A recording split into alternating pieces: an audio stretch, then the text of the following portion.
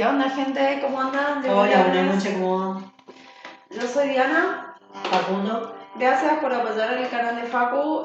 Pueden poner me gusta, pueden comentar lo que les gusta, lo que no les gusta también. Nos pueden enseñar ustedes a nosotros, compartir, seguir con la suscripción, ¿no?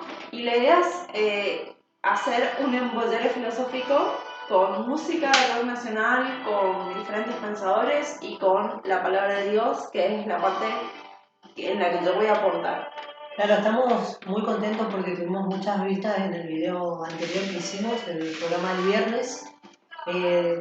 Contamos con la presencia de muchos el viernes en lo que fue el chat y también estamos muy contentos porque significa que les gustó el primer programa y por eso nos animamos a hacer este segundo programa donde vamos a hablar de Nietzsche como gran pensador y tenemos como música a David Lebón que vamos a ir recorriendo todo lo que es su nueva etapa como músico otra vez, que está volviendo a las pistas.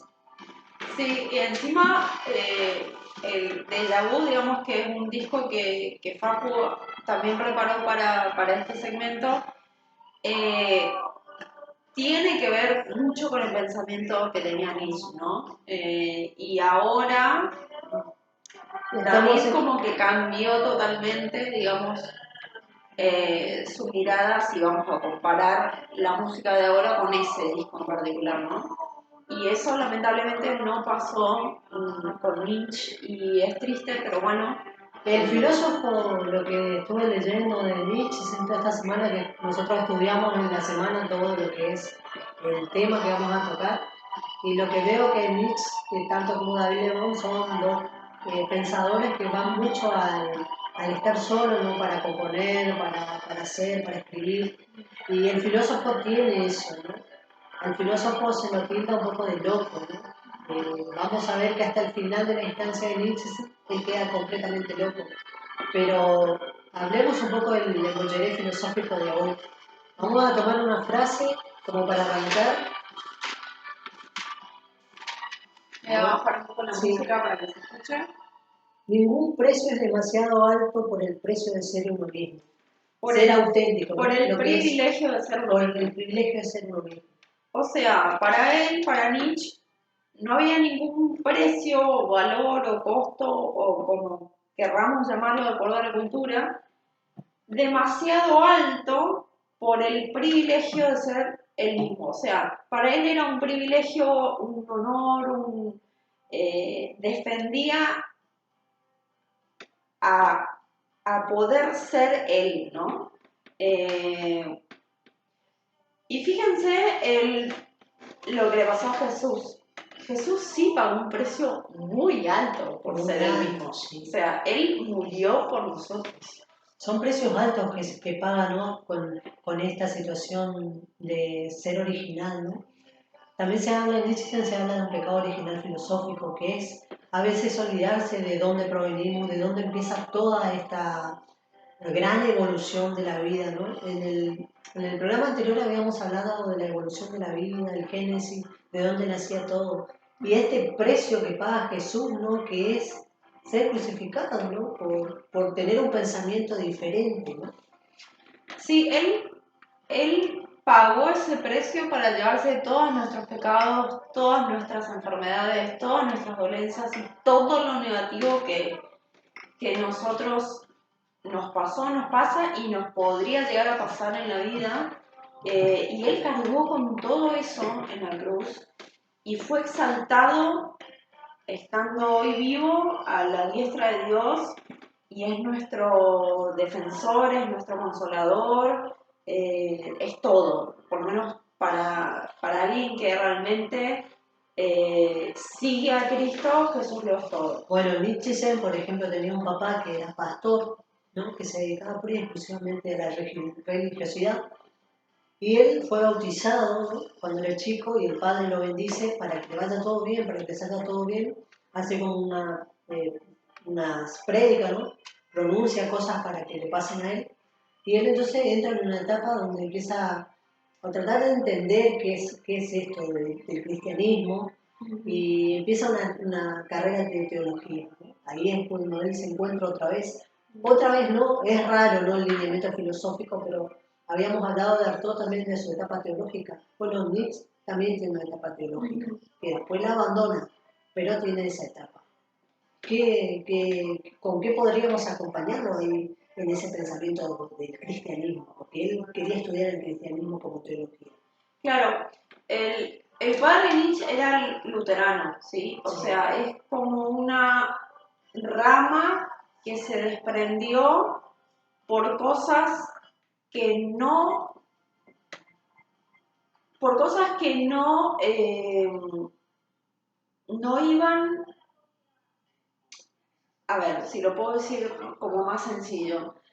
La doctrina católica, para ellos, en muchas cosas, no estaba acorde a lo que dice la Biblia, ¿sí? O a lo que realmente debería ser la relación con Dios, ¿sí?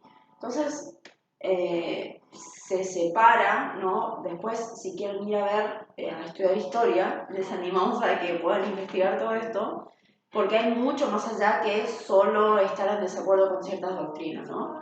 Eh, pero básicamente el padre entonces trata de sembrar bendición en su hijo, pero por medio del bautismo.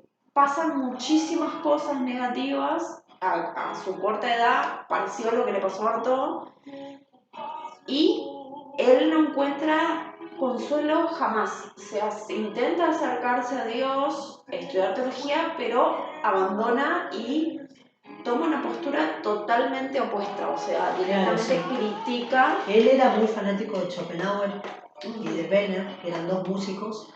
Schopenhauer sabemos que es ateo y que es completamente pesimista. Entonces, como él renuncia a esto de Dios ha muerto, lo hemos matado, y se refugia en este pesimismo y en este odio y en esto de hacerle daño a los débiles, entra en una etapa de exilio donde él se va, se aleja de todo esto y bueno, y lo peor que le pasa a él es que el padre muere de una enfermedad cardiovascular, muere, y a él más se siente solo, porque dice, ¿dónde está Dios que mi padre ha muerto? ¿No?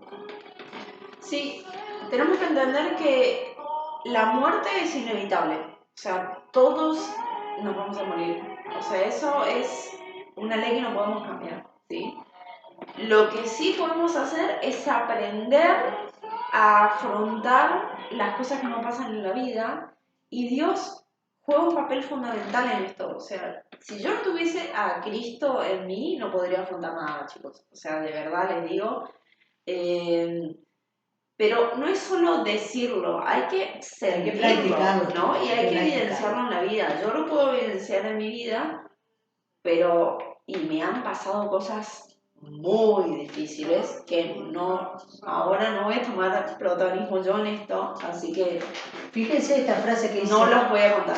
En la soledad, el solitario se devora a sí mismo y en la multitud lo devoran los otros. Ahora elige qué elegís, la soledad del pensamiento, la soledad del exilio, la soledad del encuentro con Dios o la soledad o la sociedad que también somos devorados por la sociedad, por una sociedad que también es una sociedad que juzga mucho al otro y más al diferente y al que piensa diferente. El filósofo siempre es tomado como loco, como lo dije al principio. Entonces, es una frase donde es la parte que Nietzsche pierde al padre, empieza esto y nace el libro del anticristo. Fuerte. Fuerte. Para cerrar un poquito la primera frase de la que estuvimos hablando recién, me voy a ir hasta Romanos 6 del 1 al 7, que dice muertos al pecado. ¿Qué pues diremos? ¿Perseveraremos en el pecado para que la gracia abunde? En ninguna manera, porque los que hemos muerto al pecado, ¿cómo viviremos aún en él? ¿O no sabéis que todos los que hemos sido bautizados en Cristo, como Nietzsche fue bautizado, hemos sido bautizados en su muerte? Porque somos sepultados juntamente con él, con Jesús, para muerte por el bautismo, a fin de que como Cristo resucitó de los muertos por la gloria del Padre, así también nosotros andemos en vida nueva. Porque si fuimos plantados juntamente con Él en la semejanza de su muerte, así también lo seremos en la de su resurrección. Sabiendo esto, que nuestro viejo hombre fue crucificado juntamente con Él, para que el cuerpo del pecado sea destruido, a fin de que no sirvamos más al pecado. Porque el que ha muerto ha sido justificado del pecado, y si morimos con Cristo, creemos que también viviremos con Él. Sabiendo que Cristo, habiendo resucitado de los muertos, ya no muere, la muerte no se enseñorea más de Él. O sea, Cristo murió, resucitó, y así también nosotros, al ser bautizados, morimos, ¿sí? Cargamos nuestra cruz, ¿no? Él dijo, carguen su cruz y síganme. Y nosotros hablamos en el episodio anterior que cuando creemos que Cristo es nuestro Señor y Salvador y le confesamos con nuestra boca, somos bautizados en agua y tenemos vida eterna. O sea que la muerte ya deja de tener su espacio de privilegio y así podemos afrontar muchas cosas. Claro, Nietzsche cuando va a este momento de soledad, ¿no? Este encuentro también que tiene él, con empezar a convertirse en un tipo pesimista, de entender más el odio que el bien. Escribe un libro que se llama El bien y el mal, pero también escribe lo que habló Zarathustra, que es un pensador que se va a las montañas a pensar, a un encuentro con él mismo, donde se siente rechazado por esta sociedad que lo discrimina, que nadie lo escucha. Entonces él también hace los caminos de Zarathustra y va a explicarle a todos que él iba a creer en este Dios. ¿Dónde está Dios? Dice, ¿dónde está Dios? ¿Por qué lo hemos matado? Yo no estoy buscando a Dios. Todos empiezan a darse cuenta que él está quedando completamente fuera de sí y empieza a afirmar con el crucificado. Yo soy el crucificado, yo soy el que lleva las culpas. Yo siento que soy el superhombre y soy mejor que Dios, pero también tengo un Dios adentro. Había una búsqueda que tenía Nietzsche entre pensar que él era Dios y también que Dios no existía. Renunciaba a todo el cristianismo y todo porque era un momento que él, por ejemplo, estaba con miedos y con apegos y con creencias vinculares, como que tenía una mezcla de apegos, miedos, creencias y todo lo que significa empezar a quedarse completamente loco, ¿no? Bien, entonces retomo porque me fui por las ramas. Hablaste de el aislarse de la montaña y dijiste, en la soledad el solitario se devora a sí mismo, en la multitud lo devoran los demás, que eligen, ¿no? Entonces, la soledad, según nuestra cultura por lo menos, tiene como dos aristas, ¿no? Como la soledad por elección, ¿no?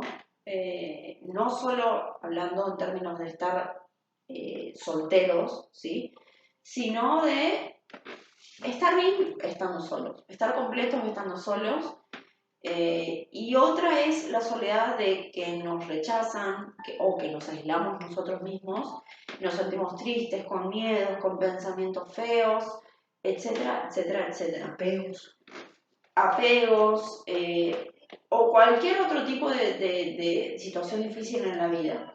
Entonces, ¿qué significa solo en hebreo? Hebreo es el idioma en el cual se escribió el Antiguo Testamento, ¿sí? Parte en hebreo, parte en arameo, pero básicamente la mayoría en hebreo, ¿sí? Significa solitario, abandonado, miserable. En el Segundo Testamento se refiere a lugares desiertos, ¿sí? Si volvemos al Antiguo Testamento, los israelitas estuvieron 40 años vagando en el desierto. El desierto es como, no solo es la soledad, sino que es eso estéril, árido, donde no encuentro consuelo, donde estoy perdido, donde está bien, tengo una guía, pero sigo en la negatividad, sigo en el pecado, vuelvo a Dios. O sea, como esta... Claro, como una búsqueda y como también como un desamparo por mi desobediencia o por mi necesidad de aislarme. O sea, podemos hacer muchas metáforas de lo que significa eso, ¿no? El Había una desierto. comparación de lo suprasensible de Platón Ujú. que habla de esta parte sensible y la parte suprasensible, ¿no? La parte negativa y la parte positiva de lo sensible. Así como vos decís que buscaban en el desierto una respuesta, ¿cómo se sensibiliza el hombre ante tanta tempestad que busca a un ser supremo como tal para que lo ayude, ¿no? Él, si bien se refugió en el pesimismo y en el odio y en el alejarse de la sociedad, porque él sentía que la sociedad lo marginaba a él por ser diferente, se empezaba a encontrar con esta soledad y con esa búsqueda existencial. Hablan de un pecado original en la filosofía, como que la filosofía no va a las bases, siempre la filosofía queda por las ramas, en pensamientos utópicos que no son absolutos. También este encontrarse con Dios en esa gran parábola, ¿no? De todo, del buen sembrador, o en un devenir. Él hablaba de un devenir, de lo que continúa, del seguir. Y se me hizo la comparación del tiempo veloz de David Lebón, ese reloj biológico que nos apura en la vida de estas grandes preguntas existenciales que tenemos a veces, de esta conexión con el Dios, ¿no? Con un gran Dios. Por eso su pregunta existencial, fíjate que fue que ¿por qué matamos a Dios? Él también se sentía responsable de esta muerte, ¿no? Sí, ahí dijiste varias cosas. Jesús se apartaba de la gente, iba al desierto a orar, a estar en comunión con Dios, a hacerse preguntas, a meditar en la palabra de Dios, ¿no? No Se podría meditar decir que era un como... filósofo también, ¿no? O un Y pensador. era un maestro, sí, que tenía como el pensamiento muy desarrollado, pero él filosofaba sobre la palabra de Dios, Sobre la ¿sí? palabra. Por supuesto, seguramente conocía la filosofía de la época, ¿no? Pero él hablaba la palabra de Dios. Y en el desierto hasta el mismo Jesús fue tentado y hasta él pudo sobrellevar todas esas tentaciones a través de declarar la palabra de Dios. Entonces, una de estas aristas de la soledad, de el estar completo estando solo, podemos imitar a Jesús en esa búsqueda de sí mismo, esa búsqueda de estar en comunión con Dios, más cercano a Dios y superar cualquier tipo de dificultad. Y Jesús también sintió tristeza en la soledad absoluta. Cuando él lo crucifican, él hay un momento en el que Dios hace un silencio, ¿sí? En la última etapa, cuando él ya está por morir, que luego resucita, ¿no? Y él clama a su Padre, ¿por qué me has abandonado, ¿Por no? qué me has abandonado? Pero eso era simplemente una muestra para que nosotros lo invitemos a Él en nuestro tiempo en que nos sentimos solos, abandonados, nos excluimos, nos critican, todo lo que le pasaba a Nietzsche, ¿no? Que también nos pasa a nosotros. En ese momento, clamar a Dios. Si vamos a Salmos, ¿sí? Los Salmos de David, ahí también podemos ver cómo David clamaba y sabía que se había equivocado y Dios lo perdonó y bueno, le pasaron un montón de cosas, pero siempre podemos acudir a Dios y tener una relación cercana con Él para que si nos sentimos solos de manera negativa, poder sortear cualquier dificultad. Claro. Humano, demasiado humano, también Nietzsche va por lo que es la astrología, ¿no? La interpretación de los sueños. Volvemos a esto que pasó, si vieron el programa anterior, habrán visto que justamente Artaud también se refería a los sueños. Bueno, Nietzsche también, después de la metafísica y la religión, va por lo que es la astrología, la naturaleza, la ciencia, y en una parte de la Biblia habla de la ciencia, que ahí Diana nos va a explicar esa parte. La ciencia proviene de Dios, sí, eso lo hablé la vez pasada, en el sentido de que los pensamientos de Dios son más que nuestros pensamientos, son más grandes, son más altos, son más perfectos y, como hablé la vez anterior, pueden ver todo el tiempo, pasado, presente, futuro. O sea, la sabiduría proviene de Dios y eso desemboca en filosofía, ciencia. El cerebro mismo, como dije en el episodio anterior, fue creado por Dios. O sea, muchas veces se dice que la religión es el opio del pueblo, Del ¿no? pueblo, Y que ser religioso o tener una relación con Dios es ser fanático, ignorante, no docto, que no sé de filosofía, que justamente no leo Nietzsche o no leo a otros pensadores. Y en realidad para el cristiano es todo lo contrario, o sea, puedo pensar, puedo procesar los pensamientos, puedo filosofar, puedo hacer todo porque Cristo está en mí, porque Dios me creó y Dios me dotó de esa semejanza de su inteligencia, una pizca de su inteligencia, porque nunca vamos a llegar a pensar como Dios, ¿no? Claro, sí. Bueno, él piensa mucho en esto, lo que le decía de la ciencia, de la astrología, él coincidía con esto de la astrología, de las energías que cósmicamente tenían como una simbología muy fuerte, él habla de la simbología, también habla de la cuestión del Génesis también, piensa mucho en eso, y también habla de los fundamentos de la moral universal y la moral que también era esto de que la moral de Kant, por ejemplo, la crisis de la religión y la muerte de Dios, que también se hacían planteos que él consultaba a otros pensadores para entender esta parte que era la muerte de Dios, ¿no? Esa búsqueda existencial que tiene el filósofo a veces de repreguntarse y repreguntarse, estar solo, haciéndose preguntas existenciales que por ahí no tienen una respuesta inmediata, pero en ese pensamiento filosófico que nosotros a veces vamos a los libros sagrados, llámese la Biblia, ¿no? O llámese los pensamientos de otros filósofos, hacemos como comparaciones para llegar a una verdad absoluta. Sabemos que la filosofía no tiene esa verdad absoluta, pero lo que reconocemos es que hay fuentes fidedignas que nos dan como un cuestionamiento, nos dan ese volver a cuestionarse otra cosa, ¿no? Sí, si nosotros comparamos cualquier pensamiento con la Biblia, realmente estudiándola a fondo y sabiendo cómo estudiarla, vamos a encontrar las bases de muchos pensamientos en la Biblia. De ahí de que la palabra de Dios es lo que, el pensamiento de Dios es lo que hace que aparezcan la multiplicidad de pensamientos que hay en el mundo, ¿no?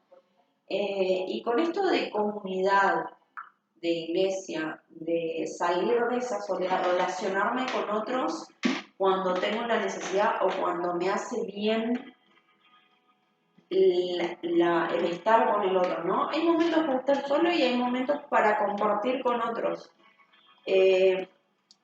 Acá en la Biblia, si vamos a Juan 15 del 13 al 15, dice, nadie tiene mayor amor que este, que uno ponga su vida por sus amigos. O sea, Jesús puso la vida por nosotros y nosotros deberíamos hacerlo por nuestros amigos.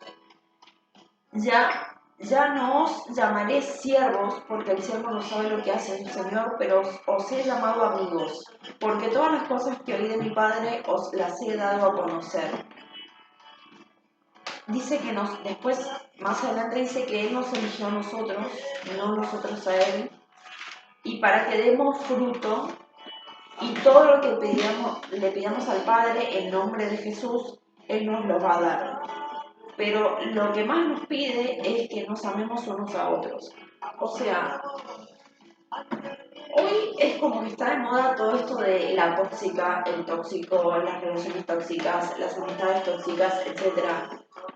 Y justamente en Cristo es todo lo contrario. Se supone que nosotros tenemos que imitar a Cristo y comportarnos así con los demás. Bueno, hay una etapa de Lichtenstein que conoce a una mujer y se enamora por primera vez de esta mujer y se siente decepcionado porque la mujer quiere casarse con él y la mujer lo rechaza.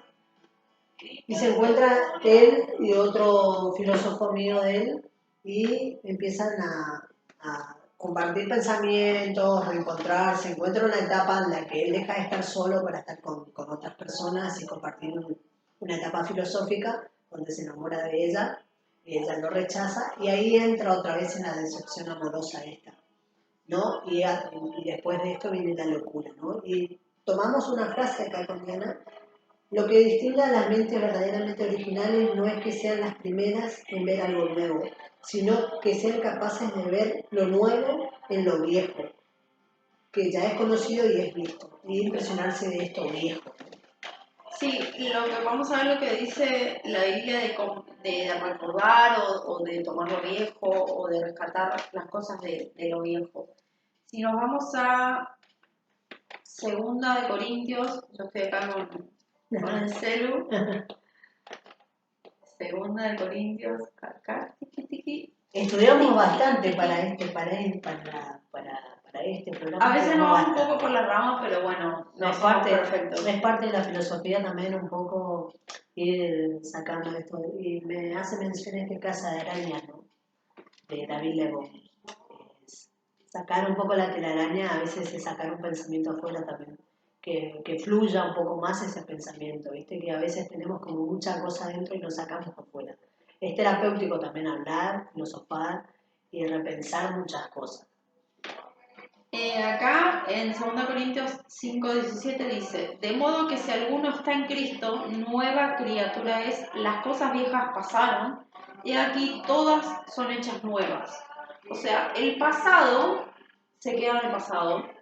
Todo lo que te equivocaste, lo que te culpabas vos mismo, lo que no te perdonaste, lo que no perdonaste a otros, perdonar, perdonarse y todo es hecho nuevo.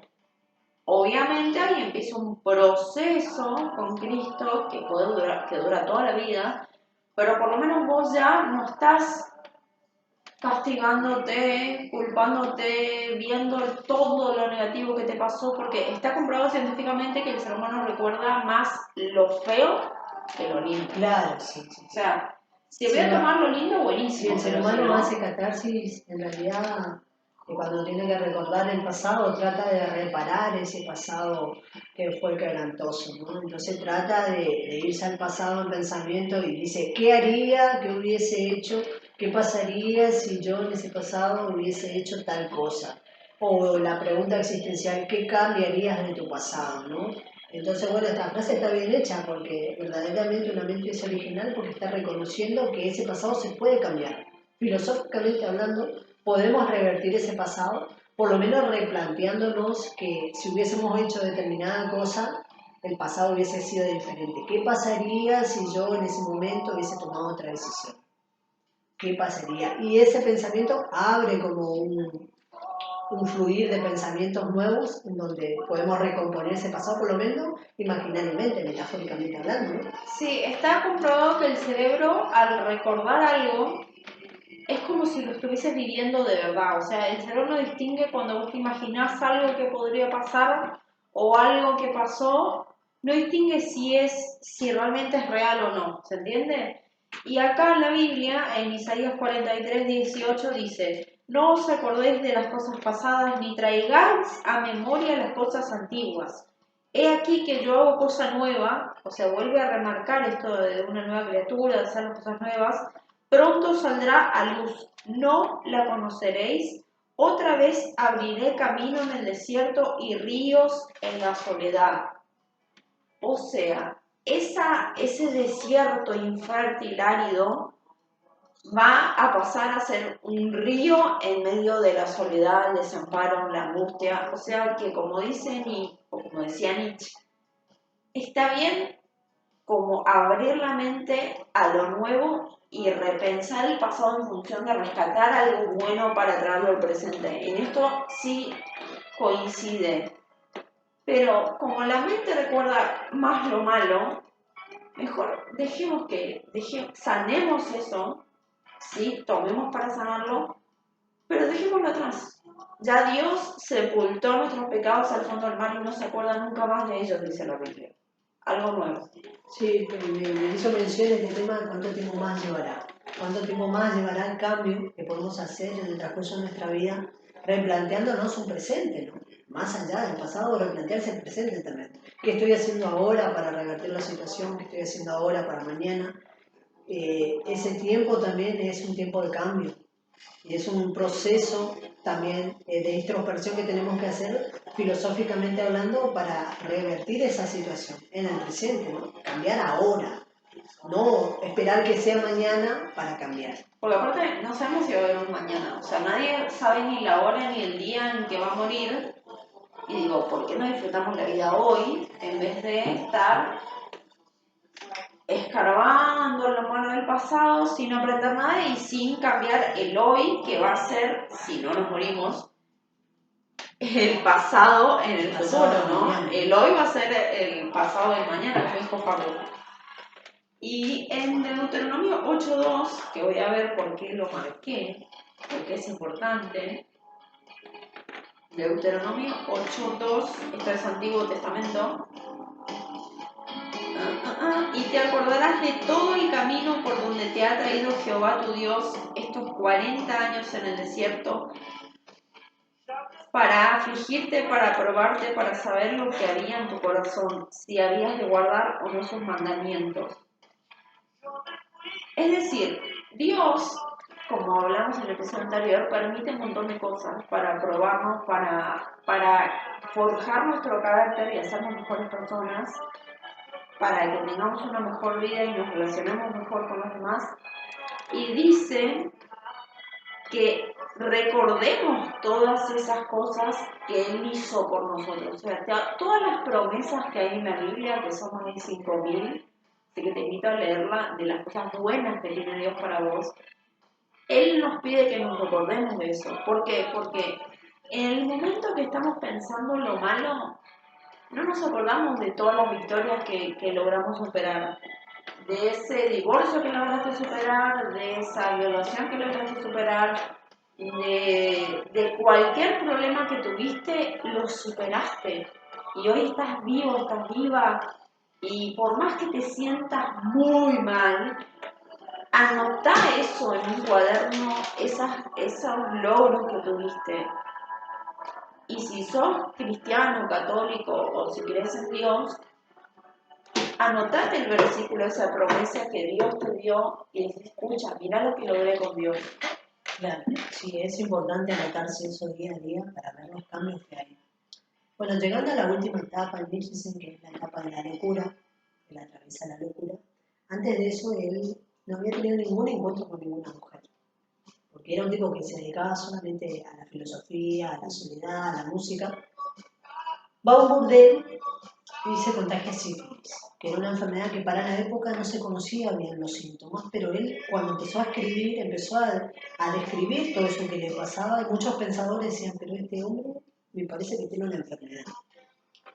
Bueno, él atravesaba esa enfermedad, se pasaba mucho tiempo en la cama, se denominaba inválido porque no podía caminar, realmente la sífilis había avanzado mucho y también había avanzado su demencia, ¿no? Estaba quedando completamente loco porque sus escritos ya no eran leíbles, ya no se entendía lo que escribía. Escribía aceleradamente, no quería bañarse, no quería comer, no dormía. Entonces la hermana se da cuenta de que él empezó a atravesar una etapa de quedar completamente loco y lo interna para que le revisen, para que vea qué le pasaba. Porque él se tenía que recuperar de esto que le estaba pasando porque pasaba días y noches sin dormir y sin comer y sin bañarse y tirado postrado en la cama. Bueno, atraviesa esa etapa tan difícil de su vida hasta llegar a la muerte, en el 1900 que él muere.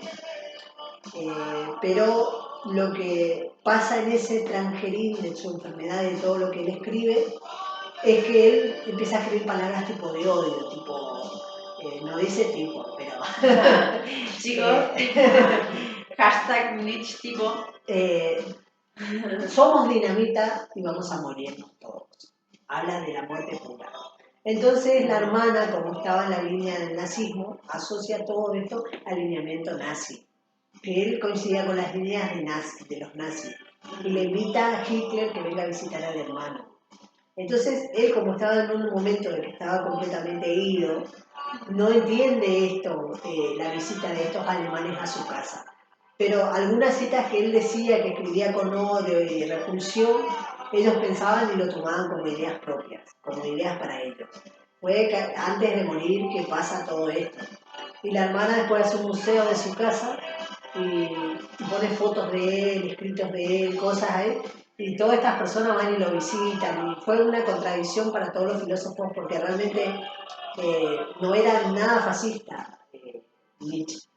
No tenía nada que ver con el esa ideología. antisemitismo, claro. No tenía nada que ver con eso. Pero fue una confusión entre la hermana y que él había quedado completamente loco que se llevó a ese pensamiento. Sí, fíjense cuando otros se adueñan de nuestro pensamiento, ¿no? O nos roba incluso la vida y perdemos la vida en cosas que no tienen nada que ver con lo que realmente nos ayuda a salir adelante, con lo que nos edifica, con lo que nos hace disfrutar de las cosas simples, del tele, de los seres queridos, de, no sé, de lo que disfrutes en tu vida, ¿no? Eh, y fíjense lo que le pasó de él, tanta necesidad de reconocimiento, de tener una cabeza tan poderosa y perderse tanto en la locura, en la enfermedad, de sufrir tanto, que hasta inclusive su pensamiento fue tergiversado totalmente. Sí. Decían los filósofos que él escribía martillazo, era un filósofo que escribía martillazo porque era demasiado frontal. ¿Viste? Entonces él como que sus pensamientos fíjense que él era fanático de Schopenhauer y Schopenhauer los pensamientos son completamente pesimistas, completamente para abajo, y él era fanático de ese pensamiento. El otro era ateo, que no odiaba a Dios, no entendía a Dios, y amaba, todo era de ultratumba los pensamientos de él. Ya más adelante hablaremos de él exclusivamente. Pero tenía como esas referencias. Fíjense que el pecado, la Biblia dice que es muerte. Y fíjense que no es solo la muerte física la consecuencia del pecado original o del pecado en general, sino que es la muerte espiritual, la muerte en vida, la muerte del alma, y eso abre las puertas a muchísimos otros problemas, que el pecado no son otra cosa que esos problemas que nos aquejan y que nos hacen la vida miserable. La depresión, la soledad, la enfermedad, etcétera, etcétera, etcétera, y todo lo malo, ¿no? Fíjate que a los 14 años él se plantea entre el bien y el mal. Teniendo 14 años era un pibe que me decía, ¿qué es lo que está bien y qué es lo que está mal? O sea, no diferenciaba entre lo que estaba bien y estaba mal, porque era un pibe que constantemente estaba con preguntas existenciales en su cabeza. Entonces se replanteó eso, le pregunta al padre qué está bien y qué está mal. Entonces el padre le habla justamente del pecado. Porque, claro, el padre era pastor, pero él necesitaba que le dé más explicaciones de qué es lo que está bien y mal. Y escribió un libro que se llama El bien y el mal. Sí, más allá del bien y del mal. Tal cual. Y lo interesante es que Dios nos da servido lo que es el bien y el mal. O sea, ya de por sí Dios nos prohibió comer del árbol, ¿sí? Para que justamente no tengamos que sufrir todas estas consecuencias de saber lo que está bien y lo que está mal. El mal se supone que no tenía que estar en la ecuación. Se supone que Dios nos iba a dar esa sabiduría, pero nosotros quisimos ir por el camino corto y ser nosotros como Dios, ¿no? Y ahí están las consecuencias. O sea, nunca vamos a llegar a ser como Dios. Tenemos que depender de Bueno, Dios. pero decían que la mayoría de los filósofos se creían un poco de Dios. Se creían ser un poco supremos en el pensamiento, entonces sentían como que eran una especie de Dios, un Dios supremo. Bueno, es lo que le pasó a Satanás, ¿no? O sea, Luzbel era, digamos, era como mimado por Dios, era el encargado de la alabanza de Dios, tenía un ropaje precioso, todo lo mejor, y él creyó tanto en sí mismo que quiso ser como Dios y de hecho lo imita en todo. Quiere que lo alaben. No, fíjense que ni siquiera el diablo te rompe la puerta de tu casa para entrar a tu vida, ni te pone una pistola. No. Con cosas, con tentaciones, sigilosamente, permiso, voy a pasar acá. Y Dios tampoco te pone una pistola para que creas en Él. sea, lo imitan absolutamente todo, pero lamentablemente no tiene el poder que tiene Dios y nunca lo va a tener, ya fue derrotado. Así que fíjense que todo lo que es pecado es muerte, oscuridad, falta de entendimiento, locura, etcétera, etcétera, etcétera. Y todo lo que es luz, lo que es Dios, es amor, fidelidad, pruebas para hacernos mejor personas. O sea, la Biblia está llena del amor de Dios. Claro, sí, sí, sí. Ese reencuentro espiritual es también muy, muy importante. Todos los que nos gusta la filosofía, los pensamientos, la búsqueda existencial también, tiene que ver mucho también de Nietzsche. Se hablaba mucho de la espiritualidad y la religiosidad, ¿no? Lo simbólico, lo que realmente te hace repreguntarte cosas.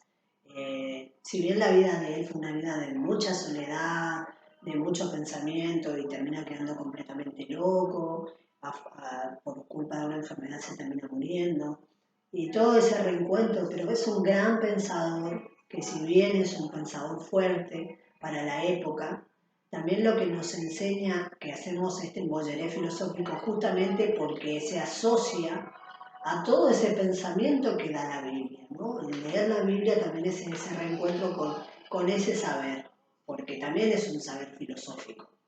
Porque, como decíamos en el programa que quedó sin entender, que vamos a hablar un poco más porque es más amplio, de esto que yo te decía, de que los hombres realmente generaron esos libros sagrados, pero los filósofos también repiensan eso, si realmente existieron esos libros sagrados o solamente es creación del hombre. Sí, esa es una pregunta que quedó en el tintero y básicamente va a ser un programa donde vamos a hablar solamente de eso, porque realmente hay innumerables descubrimientos científicos, innumerable material que hablar para dar una contestación sabia, digamos, o atinada en ese sentido, ¿no? Pero lo que le quería dejar era una promesa de las más de 5.000 promesas que les invito a que lean en la Biblia, que dice en Filipenses 4:19: mi Dios pues suplirá todo lo que os falta conforme a sus riquezas en gloria en Cristo Jesús.